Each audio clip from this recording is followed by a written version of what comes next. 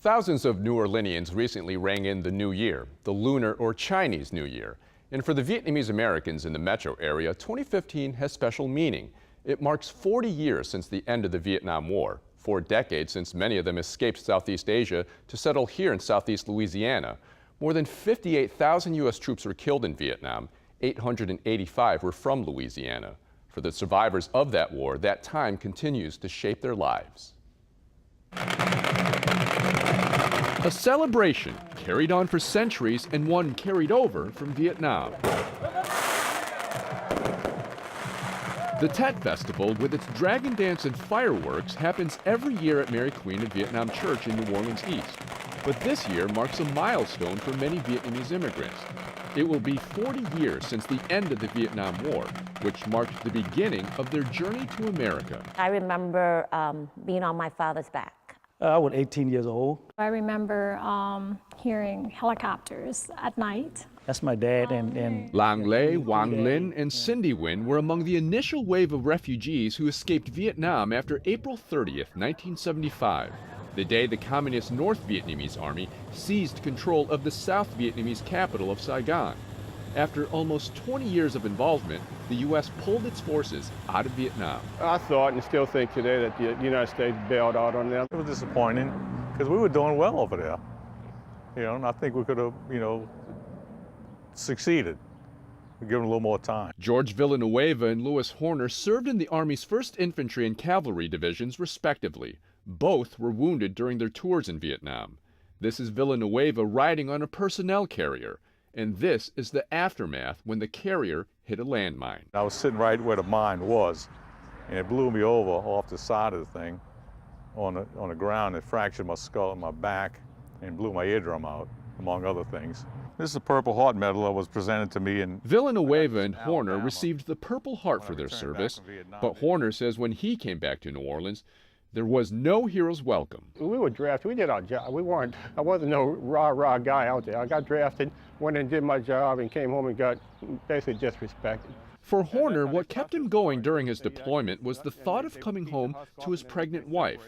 This is them in 1967 at what was then Moisant Airport. It made me focus more on the reality of family life and the value of family. Without family, I wouldn't have made it there. The same could be said for Cindy Nguyen's transition from Southeast Asia to Southeast Louisiana. She says she owes a lot to her father. At that time, there was 5 of us already. And, as a man, he had to take care of his family. And so New Orleans provided that opportunity for him.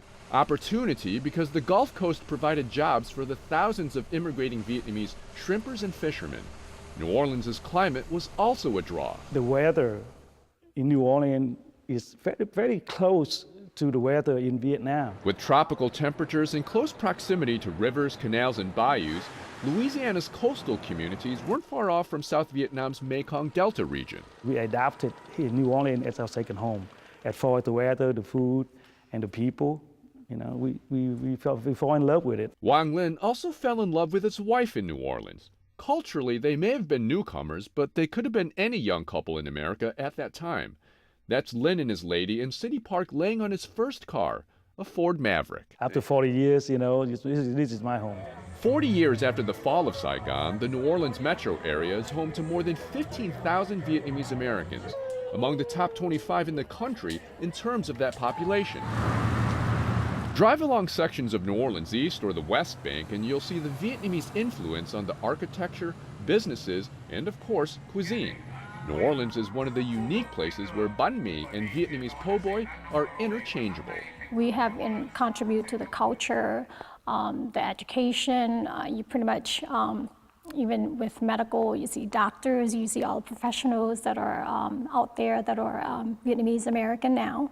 So we have brought a lot, and vice versa too. They're an important part of New Orleans culture, and I think especially when they manifest themselves in their own community like this is great.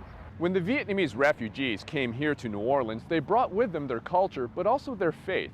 The story of Mary Queen of Vietnam Church is similar to its people.